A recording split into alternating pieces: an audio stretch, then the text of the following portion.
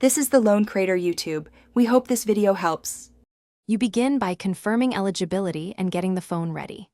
First, check with your carrier that your account and contract allow an unlock. Make sure any balance or early termination fees are cleared. Once done, find and copy your MA by dialing *#06# or using settings about because carriers require it. Make a full backup and charge the phone above 50%. Then sign in to your carrier account online to submit the formal unlock request or collect required documentation. You now follow the carrier's specific unlock path. They'll either push a remote unlock or send a code.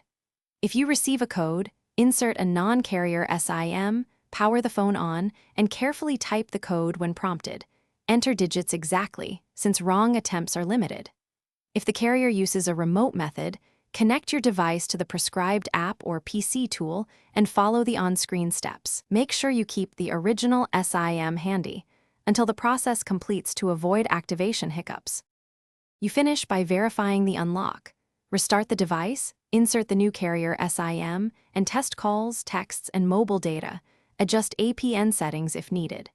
If the phone still shows a SIM restriction, double-check the MA status with the carrier and ask them to resend the remote unlock or escalate the ticket.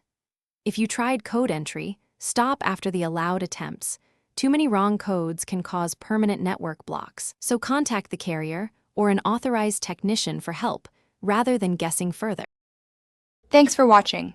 Consider subscribing if we helped you.